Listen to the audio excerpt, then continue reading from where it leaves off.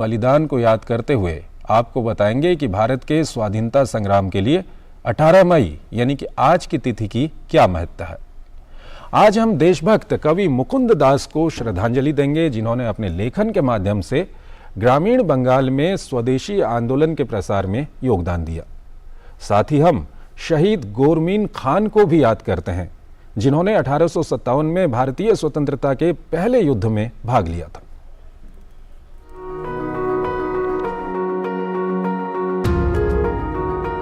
आज की कड़ी में हम देशभक्त कवि मुकुंद दास को श्रद्धांजलि अर्पित कर रहे हैं। उनका निधन 18 मई 1934 को हुआ था। अपने लेखन के माध्यम से दास ने ग्रामीण बंगाल में स्वदेशी आंदोलन को फैलाने में योगदान दिया। मुकुंद दास का जन्म 22 फरवरी 1878 को मुंशीगंज जिले में हुआ था, जो अब बांग्लादेश में है। जब वे 7 वर्ष के थे तो उनका परिवार बारिसाल चला गया, जहां वे स्थायी रूप से बस गए। दास अपने पिता से वैष्णव भजन सुनते हुए बड़े हुए और स्वयं भी भजन लिखने और गाने लगे। वे बंगाली शिक्षाविद और देशभक्त अश्विनी कुमार दत्त के कारण राष्ट्रवादी आंदोलन में शामिल हुए।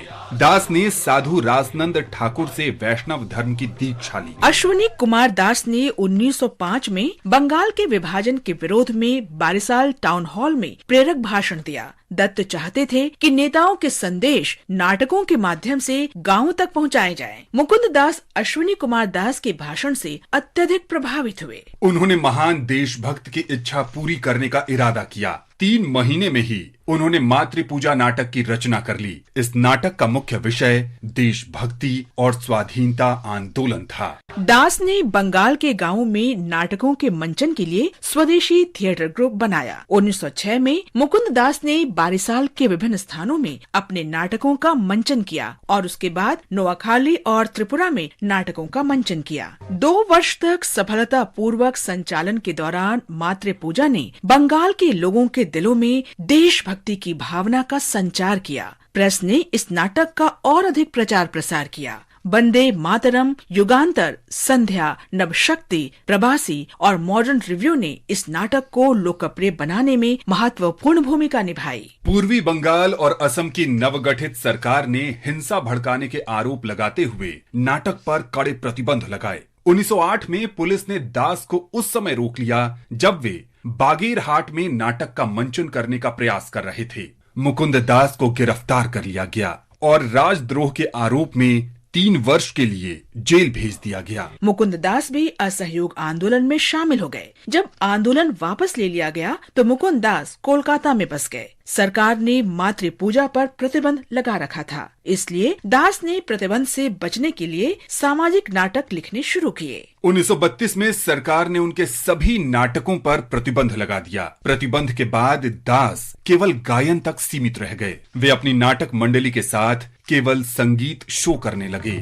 मुकुंद दास का निधन 18 मई 1934 को हुआ। उनके लेखन का अपार संग्रह दशकों तक भारत के लोगों को प्रेरित करता रहा। महान राष्ट्रवादी को शत शत नमन।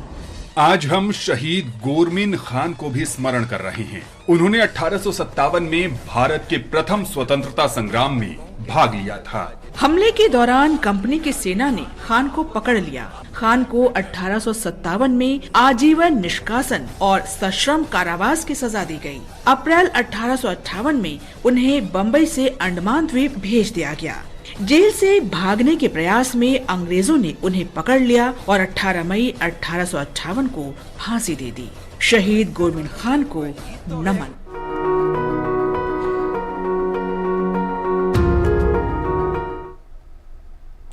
भारतीय नौसेना ने DRDO के सहयोग से बालासोर में पहली